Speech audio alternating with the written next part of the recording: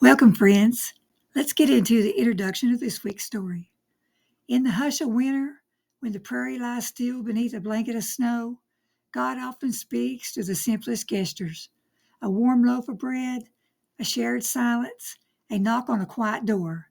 This is the story of Eli Boone, a teenage boy with flour dusted hands and a heart full of kindness, and Miss Elma, an elderly woman whose grief had kept her porch cold for too long.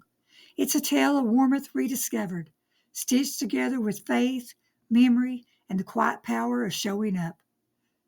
The story is called The Bread Basket. The wind had teeth that winter, gnawing at the edges of the prairie like it was trying to chew through time itself. 17-year-old Eli Boone trudged through the snow, boots cracking the ice with each step. He carried a basket wrapped in a faded quilt, his mama's idea, but his own hands had baked the bread inside. At the edge of town, nestled between two bare cottonwoods, sat Miss Alma's cottage. Folks said she hadn't left it since the first frost. Some said she was too old. Others said she was heartbroken. Eli didn't know much about grief, but he knew about silence, and Miss Alma's porch had been too quiet for too long. He knocked gently, then louder.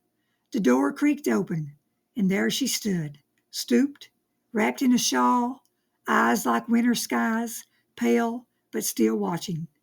"I brought you something," Eli said, holding out the basket. She didn't speak at first, just stared at the quilt, then at the boy.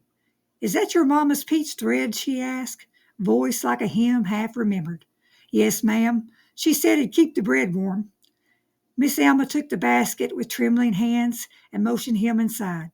The cottage smelled of cedar and old books. A fire crackled in the hearth, and a quilt lay half-stitched on the rocker. They sat. She sliced the bread. He poured cider from a jug he tucked in his coat, and for a long while they didn't speak. And then she said, "My Henry used to bake on Sundays. Said the Lord's day deserves sweetness." Eli nodded. "Mama says bread is a way to say I see you." Miss Elma smiled, slow and soft. "Then I reckon I've been seen." Outside, the snow kept falling, but inside, warmth bloomed between a boy who didn't know what to say and a woman who needed someone to say it without words. Eli stayed longer than he'd planned. He helped her thread the quilt, his fingers clumsy but earnest. She told him about Henry's laugh, about the way he'd whistle while kneading dough. Eli listened, and in that listening, something sacred passed between them. Before he left, she asked, "Do you know Psalms 34?" Eli thought for a moment. "Mama reads it when the wind howls. The Lord is close to the brokenhearted." Miss Alma nodded, eyes glistening. "Henry used to say that verse was stitched into our winters."